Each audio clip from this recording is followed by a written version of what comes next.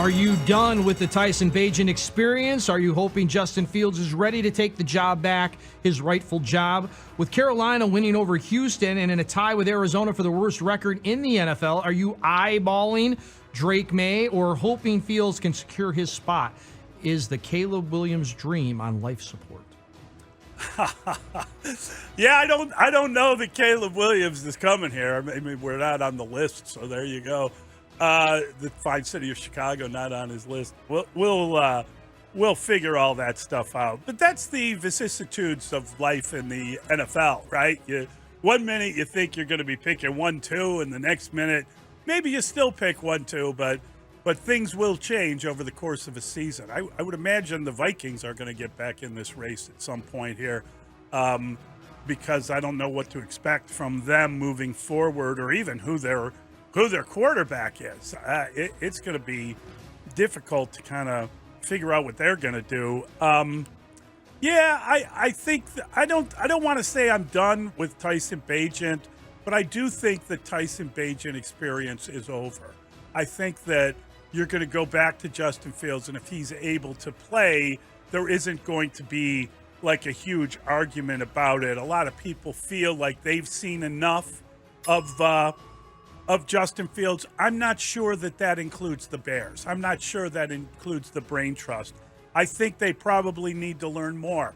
I think they probably need to see how things were going. Olin was very interesting on this subject, and we'll talk to him about it. But effectively what he thinks is that if he's Justin Fields, he'd want out because they did not hire a guy that can run an offense that Justin Fields wants. It's not Luke Getsy's fault.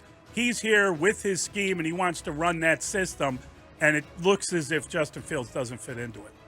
All great points there, Mully, but you guys talked about it earlier. I mean, the quarterback position in the NFL is so fragile, and you can see, like, around the league, there are no good backup quarterbacks. I mean, they're all bad.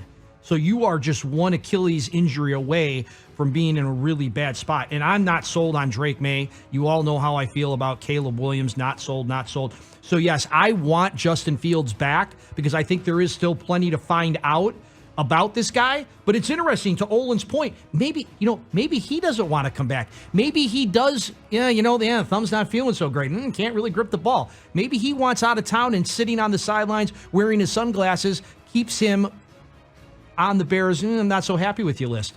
I think Tyson Bagent was competent. He was disappointing in terms of he wasn't able to seize the opportunity, but this is who he is at this stage of his career. It's a lot to expect him to win 2 games in a row, any backup really to win 2 games in a row.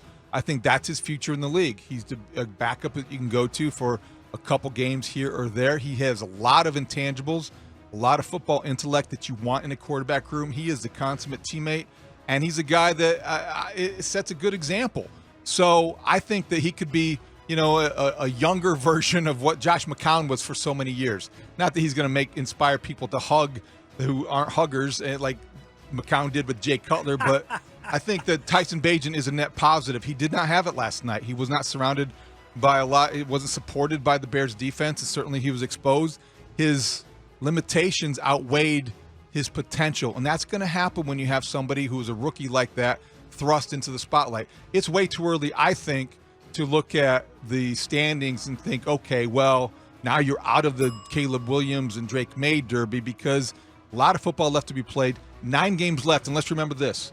Justin Fields this season was all about evaluating him. You need to get him back and resume that evaluation.